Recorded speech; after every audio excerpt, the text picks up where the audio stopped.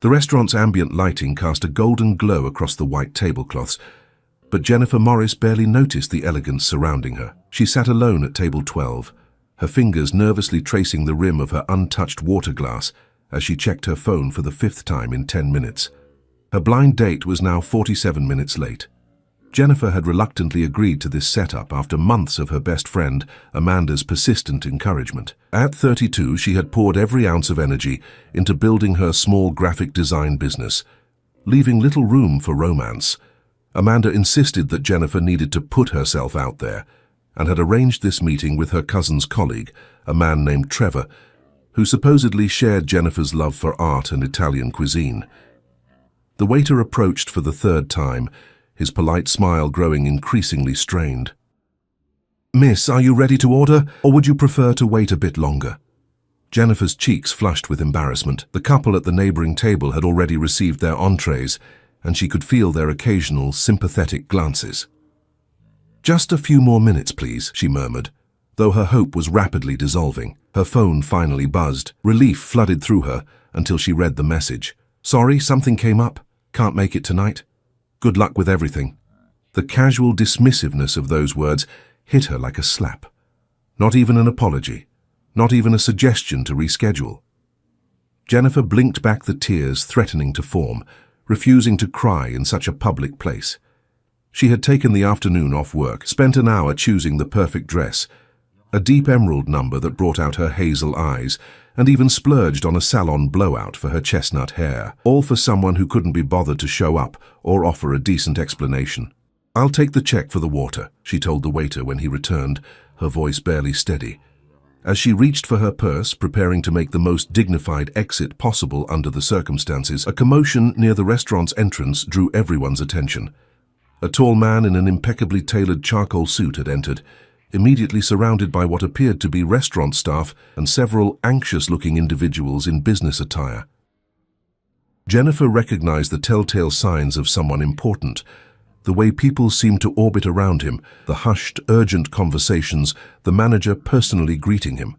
The man appeared to be in his late 30s, with dark hair touched with silver at the temples, and striking blue eyes that surveyed the room with an intensity that suggested he was accustomed to assessing situations quickly. There was something magnetic about his presence, a natural authority that commanded attention without effort.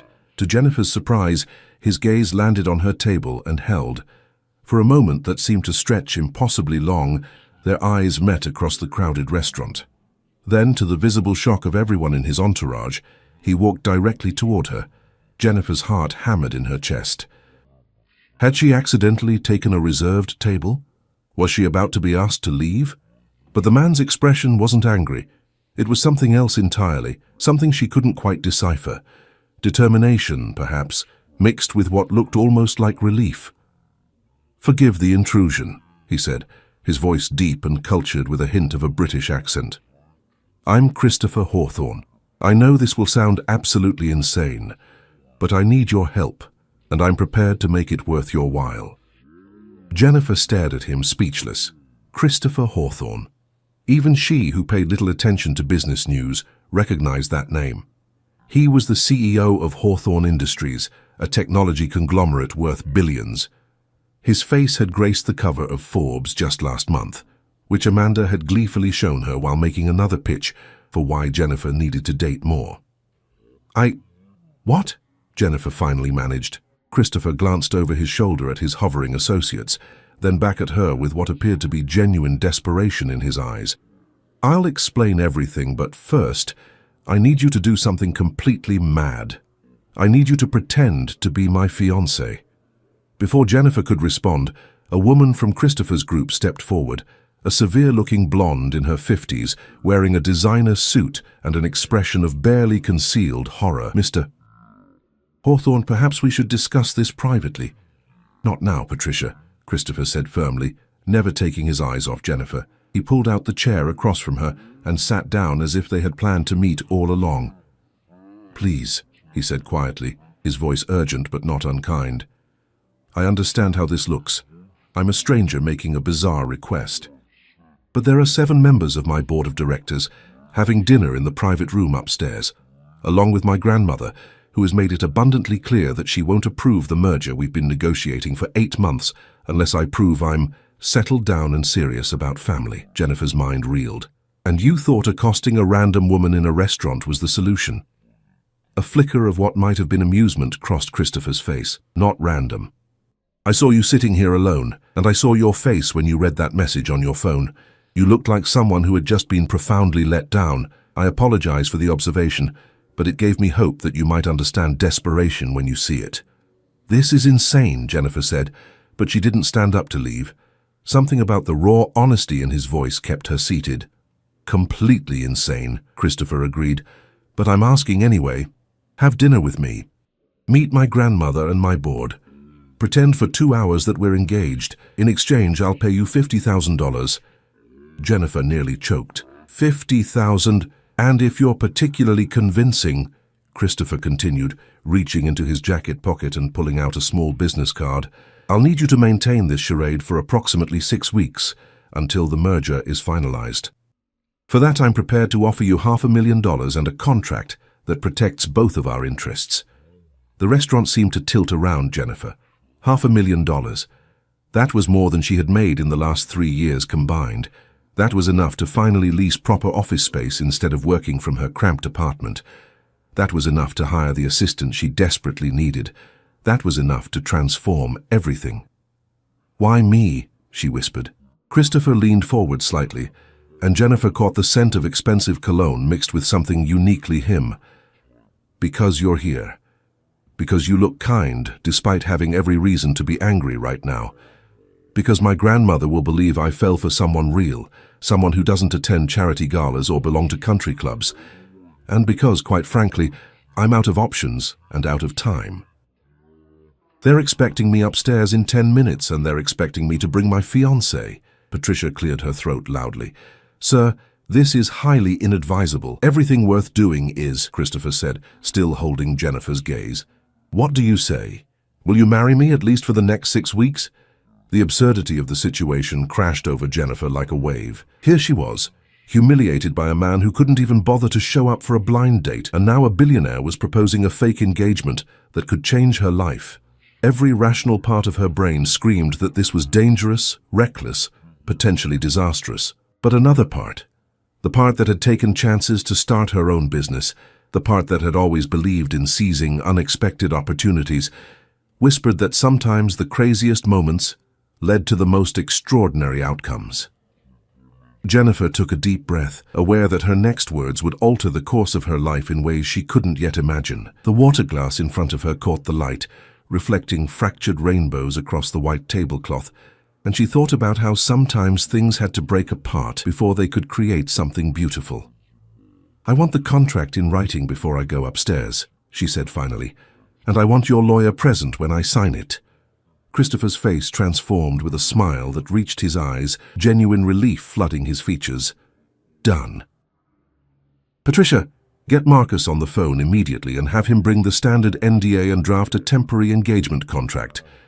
We have 9 minutes. As Patricia hurried away, muttering under her breath, Christopher extended his hand across the table. Thank you, Jennifer Morris, she startled. How did you know my name? He gestured subtly toward her phone, still lying face up on the table where Trevor's dismissive message glowed on the screen, her name visible in the contact heading. I'm observant. It served me well in business. Jennifer shook his hand, feeling the warmth and strength in his grip, and wondered what she had just agreed to. In the background, she could hear Patricia urgently speaking to someone about contracts and NDAs, while the other members of Christopher's team huddled together, clearly debating the sanity of their boss's spontaneous decision. Your grandmother, Jennifer said, pulling her hand back and trying to focus on practical matters. What's her name? What should I know about her? Victoria Hawthorne, Christopher replied, his expression growing more complex. She's 81, sharper than anyone I've ever met, and she can spot a lie from across a room. Which is why we need to get our story straight in the next 8 minutes. The private elevator to the restaurant's exclusive upper floor was decorated in rich mahogany and brass, but Jennifer barely registered the luxury surrounding her. Her hands trembled slightly as she clutched the leather portfolio containing the hastily drafted contract she had just signed.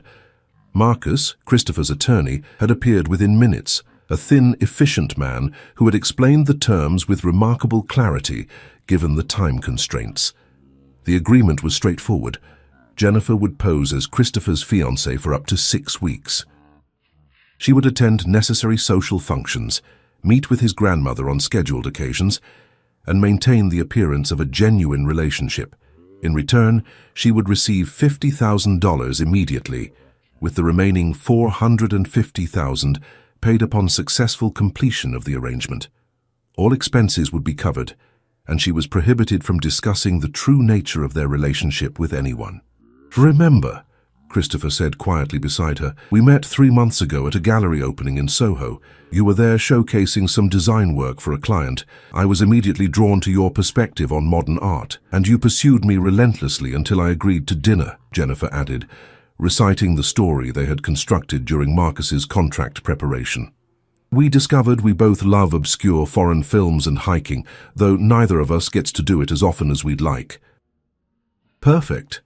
Christopher adjusted his tie, and Jennifer noticed for the first time that his confident exterior masked genuine nervousness. "My grandmother will ask about your family. What should I know?" Jennifer's chest tightened. "My parents passed away 4 years ago. Car accident. I have a younger brother, Danny, who's finishing college in Boston.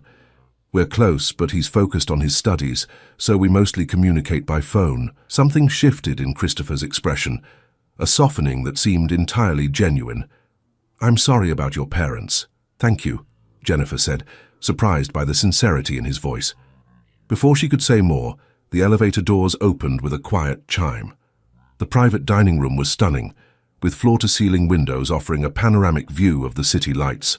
A long table dominated the space, around which sat 7 distinguished individuals in business attire, along with an elderly woman at the head who could only be Victoria Hawthorne. She was smaller than Jennifer had imagined, but her presence filled the room. Silver hair swept into an elegant chignon, pearl earrings that probably cost more than Jennifer's car, and eyes the same piercing blue as her grandson's, eyes that were currently assessing Jennifer with an intensity that made her feel utterly transparent. "Christopher, darling," Victoria said, her voice crisp and cultured, "you're late, and you've brought a guest, I see." Christopher's hand found the small of Jennifer's back, a touch that felt surprisingly natural despite their arrangement. "Grandmother, board members, I apologize for my tardiness. I wanted to surprise you all." He paused, and Jennifer could feel the weight of every gaze in the room. "I'd like you to meet Jennifer Morris, my fiancée." The silence that followed was deafening. Jennifer watched as shock rippled through the assembled group. One of the board members, a portly man with a grey beard, nearly dropped his wine glass. Patricia, who had arrived earlier to prepare them, looked like she might faint. But Victoria's expression remained inscrutable. She set down her fork with deliberate precision and studied Jennifer with those razor-sharp eyes. "Indeed. How fascinating. Come here, child. Let me see you properly." Jennifer's legs felt like water as she crossed the room, Christopher close beside her. Victoria gestured to the empty chairs to her right, and they sat. Up close, Jennifer could see the intelligence burning in the elderly woman's gaze, along with something else, a deep weariness that spoke of years carrying heavy responsibilities. "Jennifer Morris," Victoria repeated, as if tasting the name.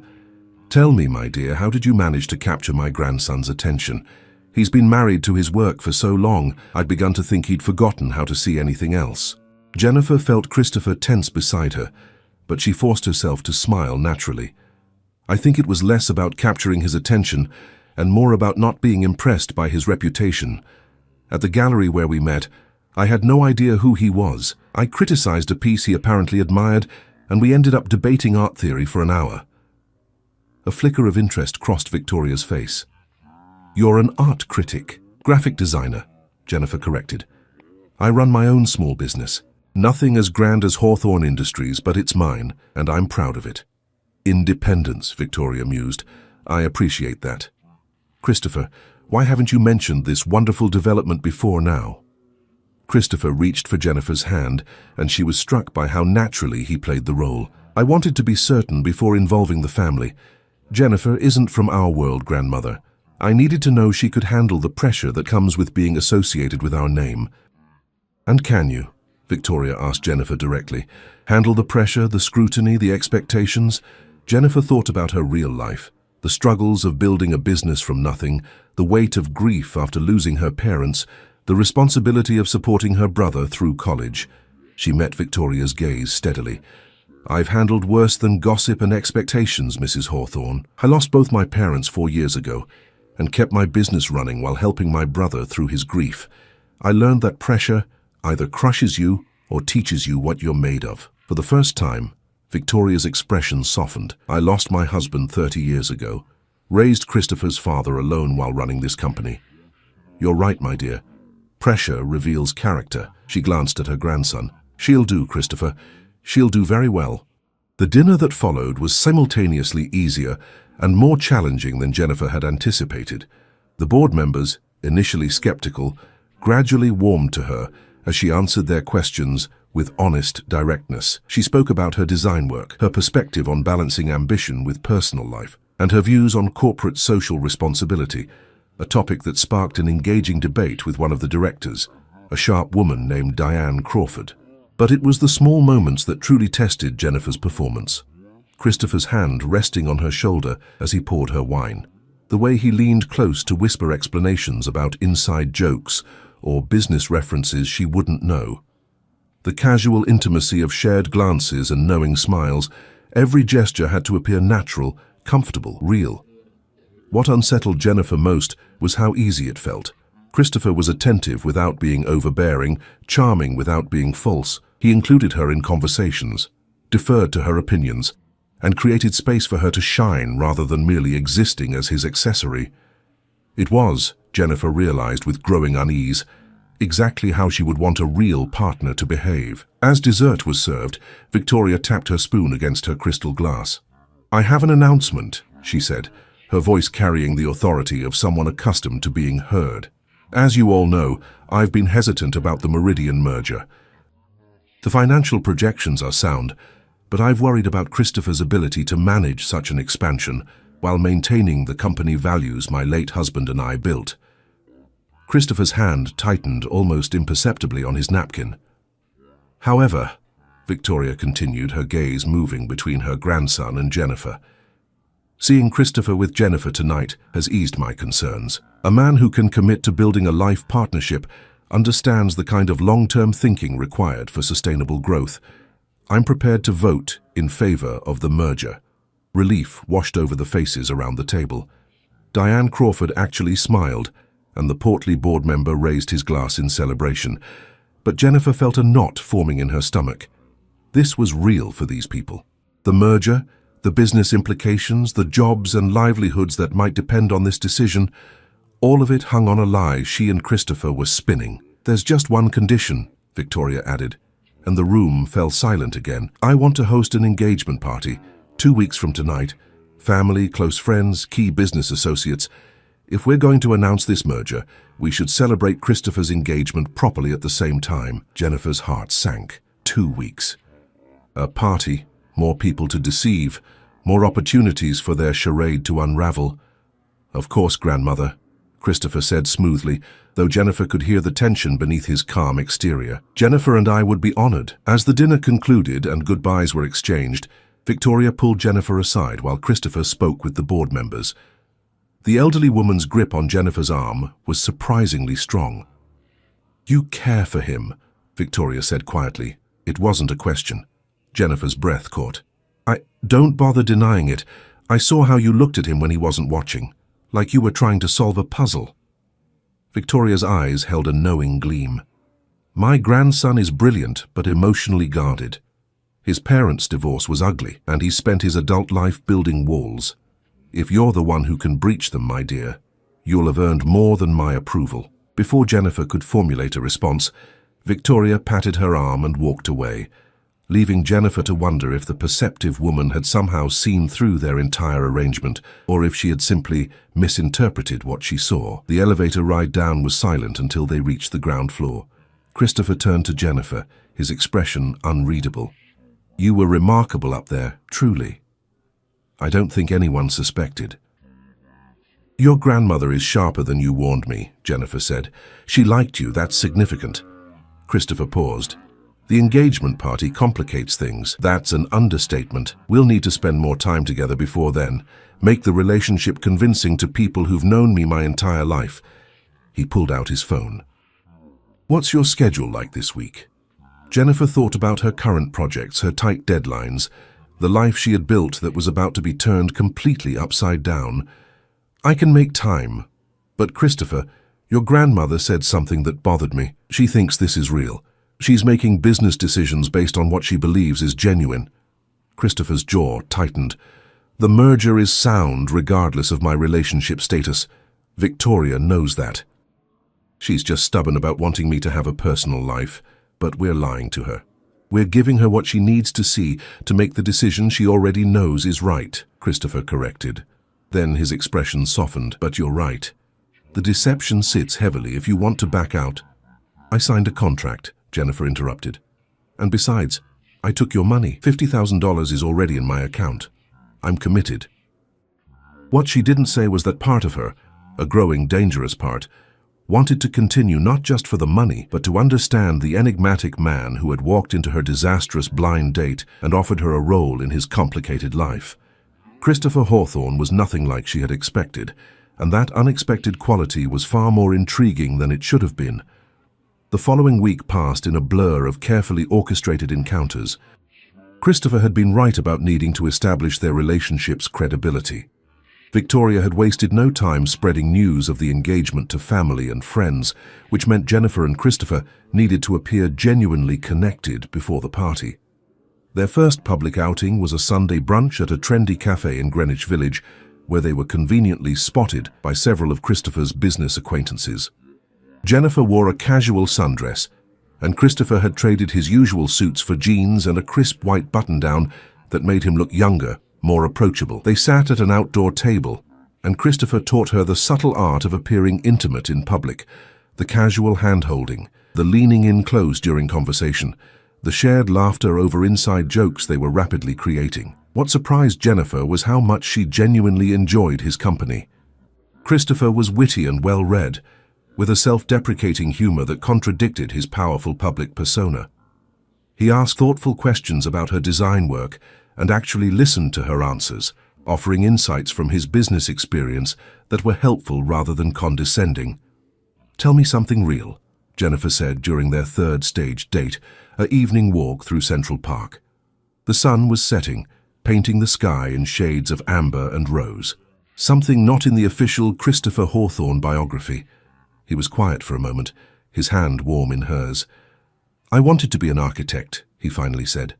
"Before my father died, and I inherited the company at 26, I had already been accepted to graduate programs, had my whole life planned out differently. Do you regret it?" "Some days more than others," Christopher admitted. "I'm good at running Hawthorne Industries, maybe even great at it. But there's a difference between being good at something and loving it." Jennifer squeezed his hand. "That's the saddest thing I've heard in a long time." "Is it?" He glanced at her. "You built your own business doing exactly what you love. That takes remarkable courage." "Or remarkable stubbornness," Jennifer said with a small laugh. "My parents thought I was crazy to turn down a stable job at a big firm to go independent, but they supported me anyway, even when it meant I was eating ramen for dinner more nights than not." They had reached Bow Bridge, the ornate cast-iron structure arching gracefully over the lake. Christopher stopped walking and turned to face her fully. "Jennifer, I need to ask you something, and I need you to be honest." Her heart rate quickened. "Okay. Are you seeing anyone? Romantically, I mean. This arrangement requires a significant time commitment, and if there's someone in your life who might object—" "There's no one," Jennifer said quickly, thinking of Trevor's dismissive text message. "I've been too focused on work to date seriously. What about you?" "The same," Christopher said, but something flickered across his face, a shadow of old pain. "There was someone about 2 years ago. Caroline. We were together for 8 months before she accepted a position in London. And we tried long distance, but it didn't work. She wanted me to choose between her and the company. When I couldn't give her the answer she wanted immediately, she made the choice for both of us." He shook his head. "I don't blame her. Hawthorne Industries is an all-consuming mistress." Jennifer understood then why Christopher's grandmother was so insistent about him settling down. Victoria wasn't just concerned about appearances or business stability. She was worried about her grandson's isolation, the way he had let work become his entire identity. The engagement party loomed closer, and with it came increased scrutiny. Christopher's assistant, an efficient woman named Monica, coordinated with Jennifer to ensure their stories remained consistent. Jennifer learned the names of Christopher's cousins, his favorite restaurants, the vacation he had taken to Scotland 3 years ago, the name of his childhood dog. She shared details of her own life, her college roommate turned best friend Amanda, her brother Danny's obsession with marine biology, her parents' small bookstore that had been their pride and joy. What Jennifer hadn't anticipated was how the charade would affect her real life. Amanda called 5 times before Jennifer finally answered, unable to continue avoiding her friend's increasingly frantic messages. "You're engaged?" Amanda shrieked through the phone. "To Christopher Hawthorne? The billionaire Christopher Hawthorne? And you didn't think to mention this?" "It happened very quickly," Jennifer said carefully, hating the lie, but unable to break her contract's confidentiality clause. "Quickly? Jen, you were supposed to go on a blind date with Trevor. What happened?" "Trevor never showed up. Christopher did. And everything changed. At least that much was true." Amanda was silent for a long moment. "Are you happy? Really happy? Because this seems insane, even for you." Jennifer thought about the question. Was she happy? The money had already made a tangible difference. She had paid off her credit cards and put a deposit on office space. But beyond the financial relief, there was something else. The time spent with Christopher had become the highlight of her days. She found herself looking forward to their rehearsed dates, to the conversations that increasingly strayed from their scripted talking points into genuine exchanges. "I'm happy," she said, and realized with a jolt that it wasn't entirely a lie. The night before the engagement party, Christopher invited Jennifer to his penthouse apartment to finalize their preparations. The space was stunning, modern and minimalist, with floor-to-ceiling windows offering breathtaking views of the city skyline. But what caught Jennifer's attention were the small personal touches. A collection of architectural photography books, a vintage drafting table in the corner holding what appeared to be hand-drawn building sketches, a well-worn guitar leaning against the wall. "You play?" Jennifer asked, gesturing to the instrument. Christopher looked almost embarrassed. "Badly. It's a stress relief more than a skill." "Play something for me." "Jennifer, please, something real, not part of our performance." He hesitated, then picked up the guitar and settled onto the couch. His fingers found the strings, and he began playing a melody, simple but hauntingly beautiful. Jennifer sat beside him, watching his face transform as he lost himself in the music. This was the man beneath the CEO facade, she realized, the one who had sacrificed his dreams to honor family obligations. When the song ended, Christopher set down the guitar and met her gaze. The air between them felt charged with something Jennifer couldn't name. "Tomorrow's going to be challenging," he said quietly. "There will be family members I haven't seen in years, friends who will ask difficult questions, business rivals looking for any sign of weakness." "We'll handle it," Jennifer said, with more confidence than she felt. "There's something else." Christopher's expression grew troubled. "My ex-girlfriend Caroline is back from London. She RSVP'd to the party." Jennifer's stomach dropped. "Why would she come to your engagement party?" "Caroline moves in the same social circles as my family. She's friends with my cousin Rachel. It would be more conspicuous if she didn't attend." He ran a hand through his hair, a gesture Jennifer had learned meant he was genuinely stressed. "She'll be looking for any crack in our facade. She knows me better than almost anyone." "Then we won't give her any cracks to find," Jennifer said firmly, even as anxiety coiled in her chest.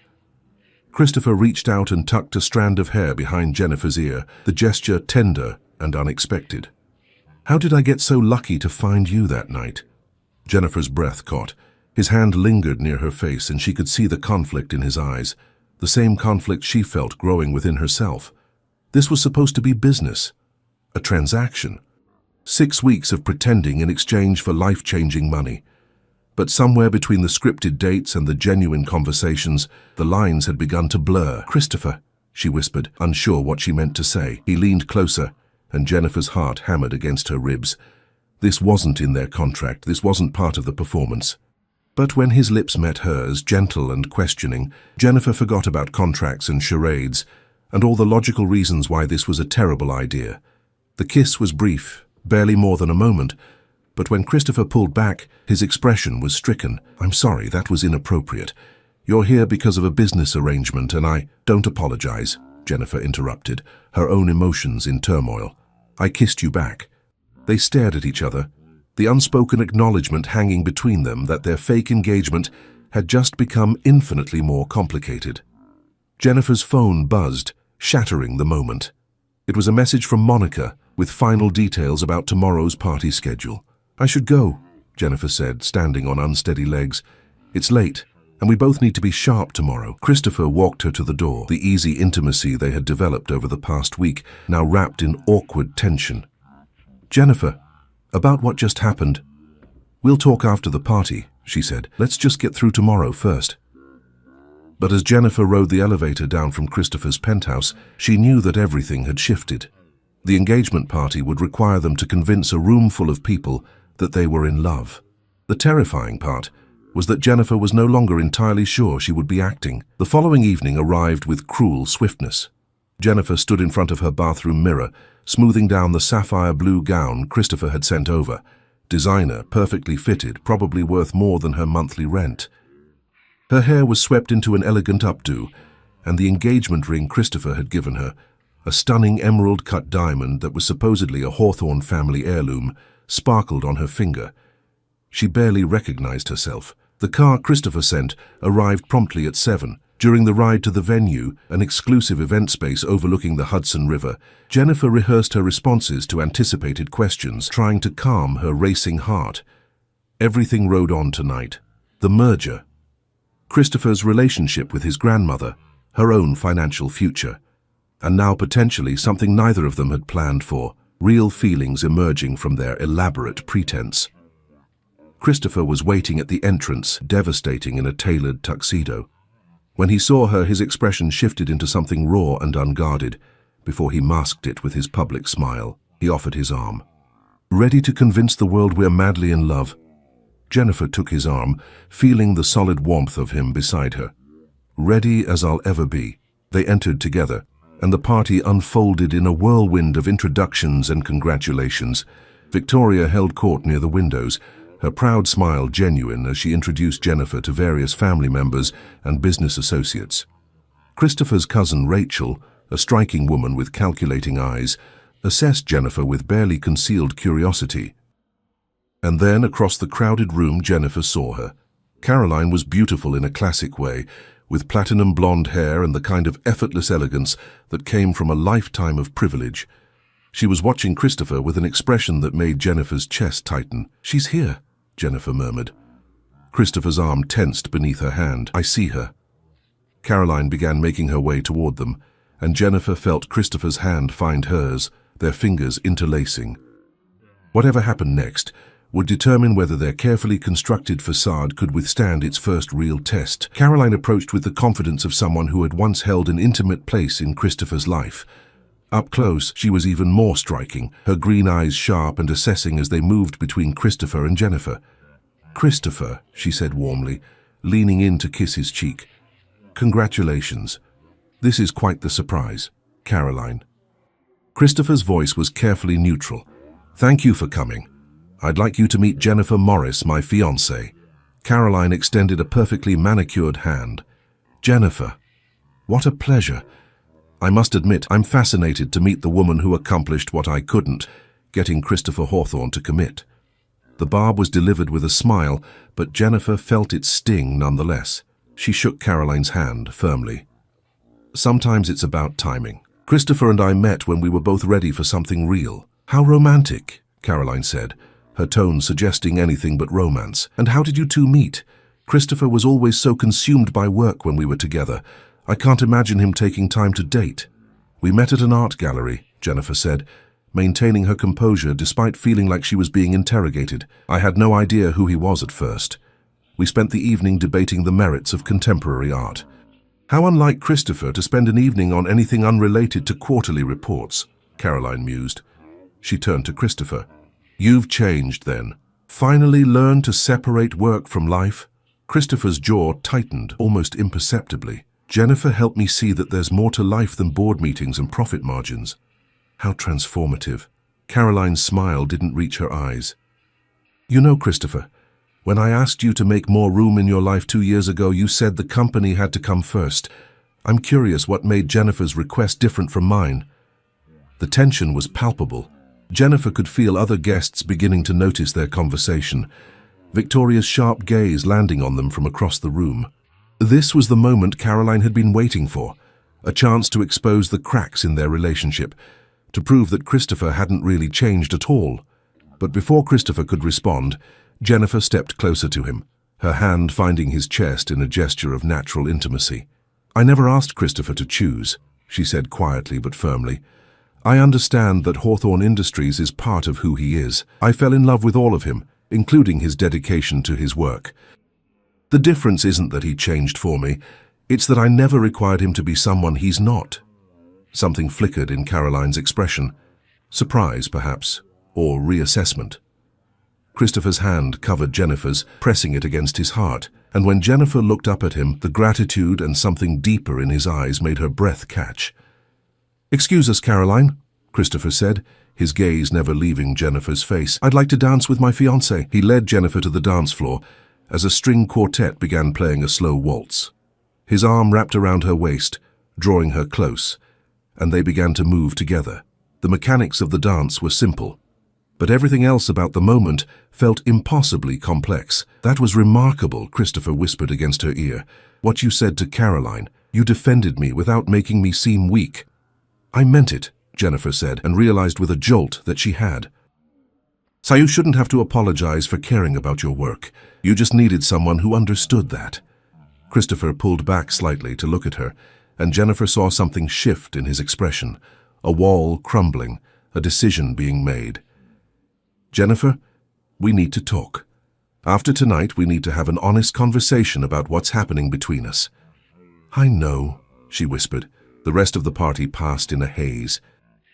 Jennifer smiled and laughed and accepted congratulations from people whose names she would never remember. Victoria gave a touching speech about family and love that made Jennifer's guilt about their deception burn even hotter. Christopher's cousin Rachel pulled Jennifer aside to welcome her to the family with what seemed like genuine warmth, and through it all, Jennifer felt the weight of the truth pressing down on her. She had fallen for Christopher Hawthorne. Not the billionaire CEO, but the man who played guitar badly to relieve stress, who had given up his dreams of architecture to honor his father's legacy, who kissed her like she was something precious and rare. As the party wound down and guests began to leave, Victoria approached them with a satisfied smile. A perfect evening, she declared. The merger announcement will be made next week, and everyone will know it's because my grandson has finally found happiness. Jennifer felt Christopher tense beside her. Victoria noticed, too, her sharp eyes narrowing slightly. Is something wrong? Grandmother, could we speak privately? Christopher asked. You, Jennifer, and I? Victoria's expression grew serious. Of course, the study upstairs. Jennifer's heart pounded as they climbed the stairs to a small, elegant office. This was it. Christopher was going to confess everything. The engagement party had been successful, but he was going to come clean about their arrangement. Jennifer braced herself for Victoria's reaction, for the inevitable anger and disappointment. Christopher closed the door and turned to face his grandmother. Victoria, there's something you need to know about Jennifer and me. The elderly woman settled into a leather chair, her gaze moving between them. I'm listening. Our engagement, Christopher paused, running a hand through his hair. It started as a business arrangement. I needed to convince you I was settled enough to handle the merger. Jennifer needed financial security. We met the night of the dinner with the board, and I made her an absurd proposal to pretend to be my fiancé. The silence that followed was deafening. Jennifer watched Victoria's face, expecting fury, but the woman's expression remained oddly calm. I see, Victoria said finally. And you're confessing this now because? Because it's not pretend anymore, Christopher said, looking at Jennifer with an intensity that made her knees weak. At least not for me. I've spent the past 2 weeks falling in love with this woman, and I can't keep lying to you about how we started when what I feel now is completely real. Jennifer's breath stopped. Christopher turned to her fully, taking both her hands in his. "I know this breaks our contract," he continued, his voice rough with emotion. "I know you agreed to 6 weeks and we're barely halfway through, but I can't keep pretending this is business. Jennifer, you walked into my life on what should have been your worst night, and somehow you become the best part of my days. The conversations we have, the way you challenge me, the way you see the person beneath the reputation, I don't want to lose that when our arrangement ends." "Christopher," Jennifer started, but he pressed on. "I'm asking you, Jennifer Morris, not as part of a contract, but as a man who has genuinely fallen for you. Would you consider making this engagement real? No timeline, no pressure. Just give us a chance to see where this could go." Tears pricked Jennifer's eyes. "You're serious. Completely serious." He squeezed her hands. "And if you can't, if this is too much or too soon or you simply don't feel the same way, I'll honor our original agreement. You'll get your full payment and we'll part as friends. But I had to tell you the truth." Jennifer looked at Victoria, who was watching them with an expression of profound satisfaction. "You knew," Jennifer said suddenly. "From the beginning, you knew something was off." Victoria's smile was enigmatic.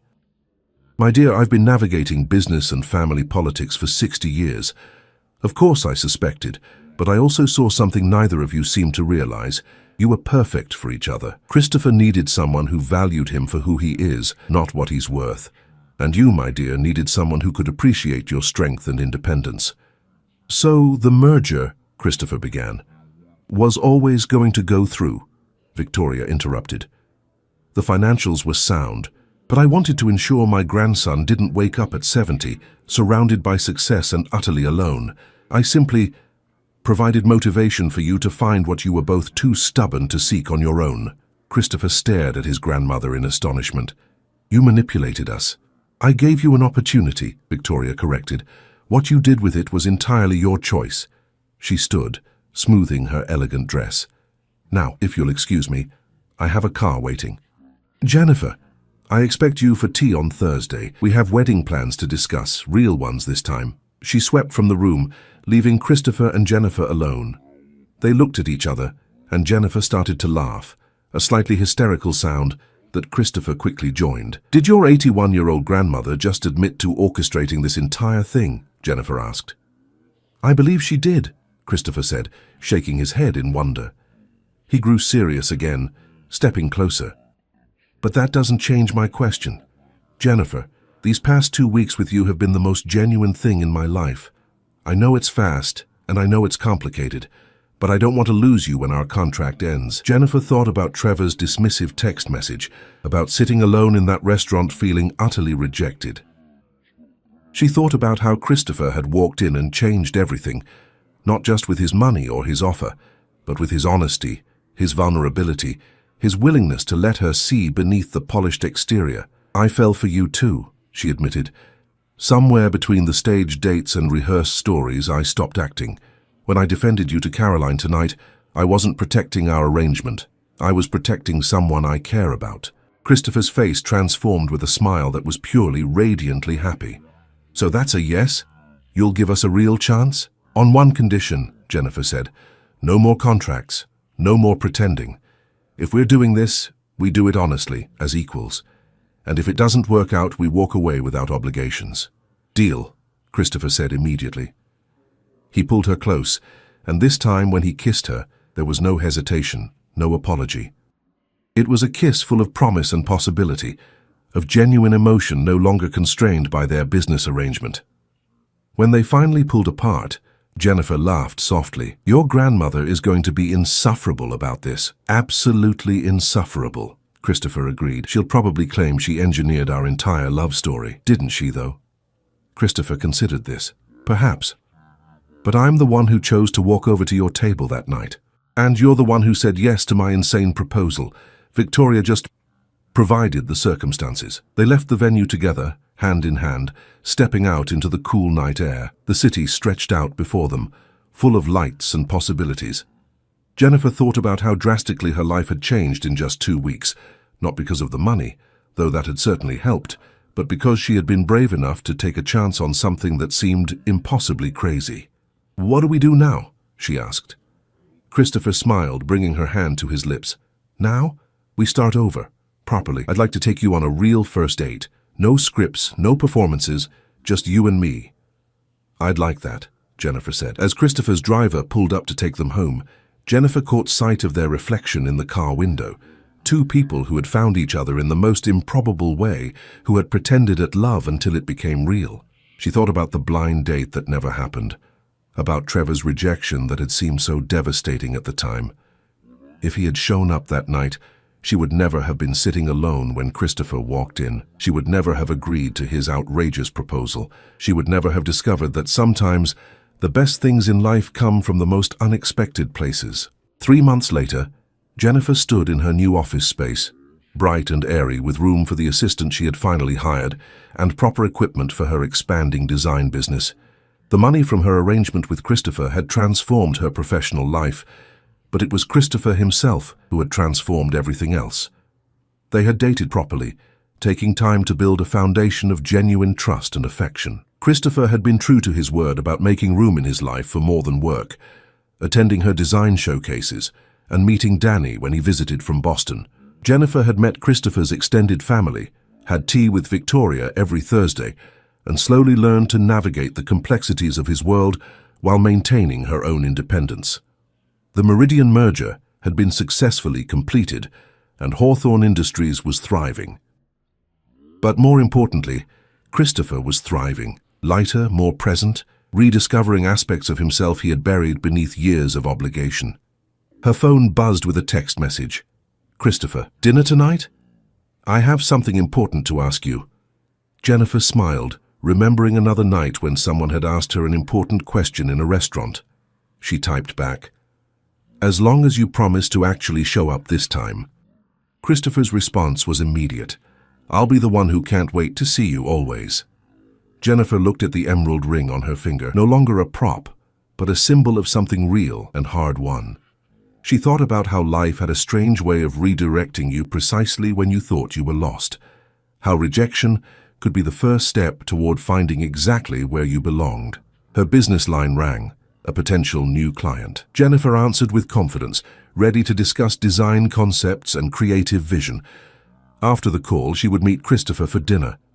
Tomorrow, she had tea with Victoria. The day after, Danny was visiting to meet Christopher's architect friend, who had offered to mentor him in structural engineering. Her life was full and complicated, and wonderfully, terrifyingly real. And it had all started because she had been brave enough to say yes to a billionaire's crazy proposal, and wise enough to recognize when pretending had transformed into something worth keeping.